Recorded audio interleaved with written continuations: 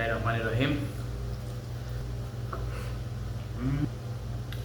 আজকে আমি বানাবো ভিন্ন ধরনের আলু কপি। আমি ইন্ডিয়ান অনেক রেসিপিতে দেখছি আলু দিয়ে কপিটা বানায়, খুবই মজা হয়, তাই আমিও আজকে ট্রাই করব।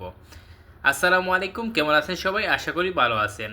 আলহামদুলিল্লাহ, আমিও আপনাদের দোয়ায় বেশ ভালো আছি। তো প্রথমে আমি আলু দুইটা ছিলে তারপর কেটে নিছি, একটা কপিকে কেটে নিছি। তারপর আমি যেটা লাগবে যে একটা পেঁয়াজকে আমি ছিলে তারপর বারিক বারিক করে কেটে নেব, এবং একটা রসুনকে ছিলে সেমভাবে বারিক বারিক করে কেটে নেব। তারপর আমি এখানে 6-7টা কাঁচামরিচ নিয়েছি, সবগুলা ফালি ফালি করে নেব।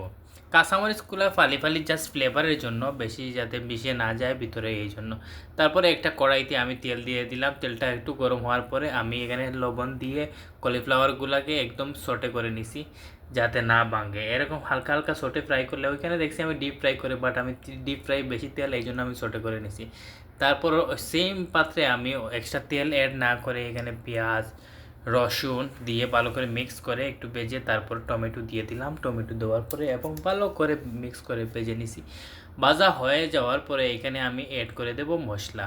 এখানে বেসিক যে মশলাগুলো থাকে আমাদের, হলুদ মরিচ বাহর, এগুলা অ্যাড করে তারপর সামান্য পানি দিয়ে আবার ভালো করে মশলার গন্ধ না যাওয়া পর্যন্ত ভেজে নিব। মশলা যখন এরকম লাল লাল হয়ে আসবে তারপরে দিয়ে দেবো এখানে লবণ। লবণ আবার খুব পরিমাণ মতো দেব, দিয়ে আবার ভালো করে মিক্স করে দিয়ে দেবো আলু মিক্স করে 2 মিনিটের মতো আলু দিয়ে ভালো করে ভেজে নিব। ভেজে নেওয়ার পরে একটু ঢাকনা দিয়ে রাখবো।